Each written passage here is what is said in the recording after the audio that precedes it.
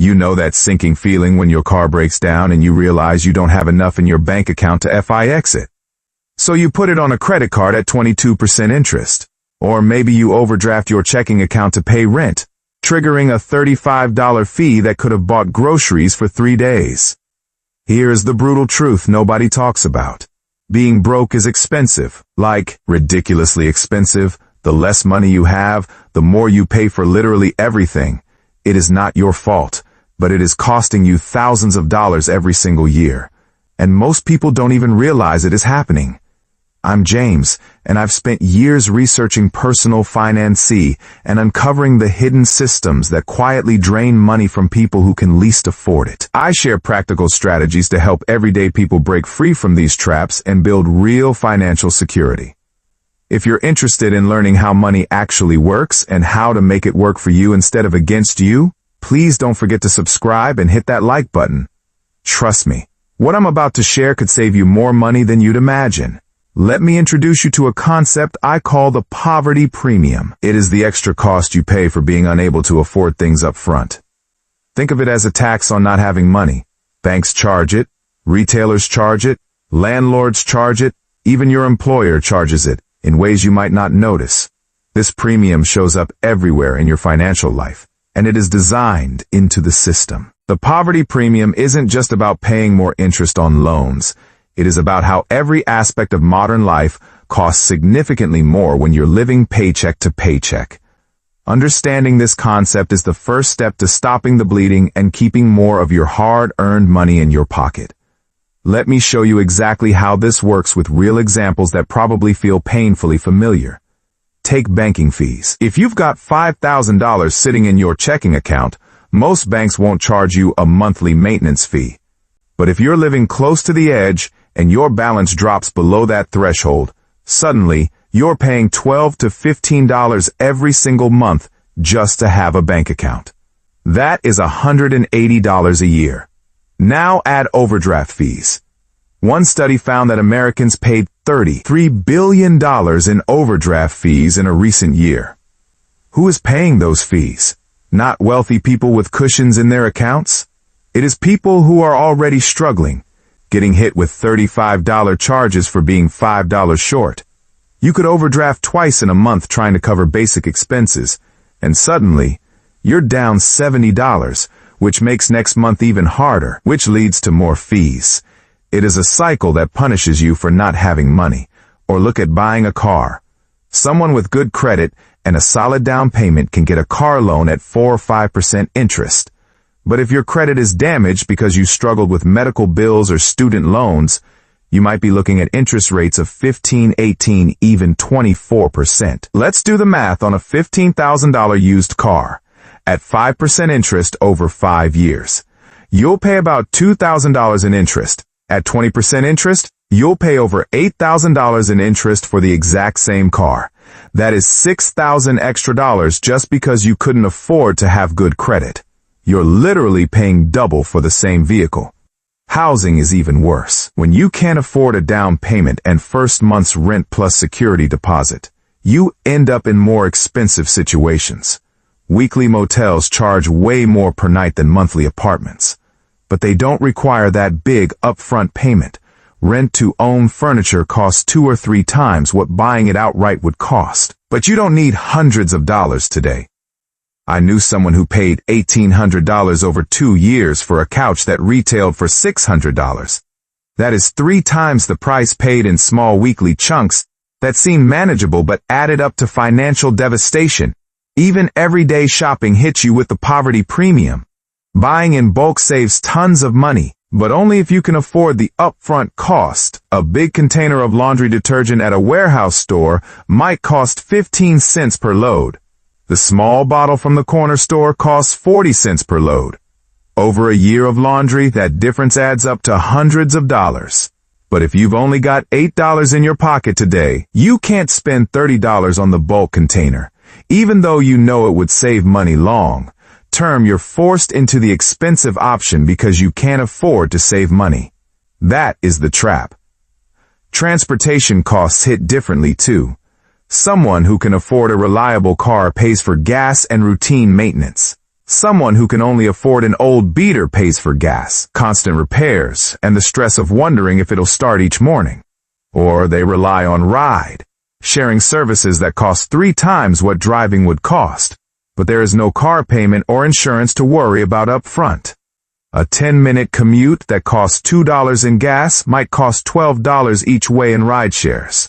That is $24 a day, over $500 a month. Just getting to work. A car payment would be cheaper, but you need good credit and a down payment to get one. Now I know what some of you are thinking. This all sounds depressing, and maybe you're wondering if I'm just complaining about how unfair everything is. Or maybe you're thinking this doesn't apply to you because you're managing okay right now. Let me address that. First, understanding the poverty premium isn't about complaining. It is about seeing the system clearly so you can make strategic decisions to escape it. You can't fight what you can't see.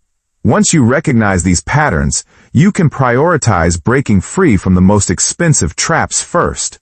Second, even if you're not struggling right now, one unexpected medical bill, one job loss, one major car repair can push you into this territory fast. Most Americans are one emergency away from financial crisis. Understanding these dynamics helps you build defenses before you need them. Some people say the solution is simple, just make more money. Sure, that helps, but it is not the complete answer. I've seen people get raises and still stay trapped because they don't understand how to break these cycles. The poverty premium isn't just about income level, it is about having enough buffer to make cheaper long-term choices instead of expensive short-term ones. You need strategy, not just more money. Others worry that escaping these traps requires huge amounts of money they don't have. I get it. When I tell you to build an emergency fund, you might think I'm out of touch with reality. But here is the thing. Breaking free from the poverty premium doesn't require thousands of dollars overnight. It requires strategic small steps that compound over time. Let me give you concrete actions you can start today. First, open a free checking account if you're currently paying monthly fees. Many online banks and credit unions offer accounts with no minimum balance requirements and no monthly fees. This seems small, but saving that $12 monthly fee gives you $144 a year to put toward the next step. Stop letting banks charge you for being poor. Second, opt out of overdraft protection. This sounds counterintuitive, but hear me out. When you opt out, your card simply gets declined if you don't have enough money. Embarrassing. Maybe. But way better than a $35 fee? That declined transaction costs you $0. Use that moment as information about your account balance, not as an opportunity for the bank to profit from your situation. Third, start a tiny emergency buffer. Not a full emergency fund yet, just $50 or $100 in a separate savings account. I know that sounds impossible, but try this. Every time you get paid, immediately transfer $10 to savings before you do anything else. You probably won't even miss it. In 5 months, you've got $50. That $50 means the next time something small goes wrong, you don't overdraft. You don't put it on a credit card. You handle it and move on. Then you build it back up. This tiny buffer starts breaking the cycle of fees and interest charges. Fourth, identify your most expensive poverty premium and attack it strategically. Look at your spending over the last 3 months. Where are you paying the most extra because you can't afford the cheaper option? Is it transportation, food shopping in small quantities, bank fees, payday loans, or credit card interest? Pick the biggest one and focus your energy there. If it is buying small quantities of groceries, maybe you team up with a friend or family member to split bulk purchases. If it is bank fees, switching banks becomes your priority. If it is credit card interest, you focus every extra dollar on paying down the highest interest card first while making minimums on the others.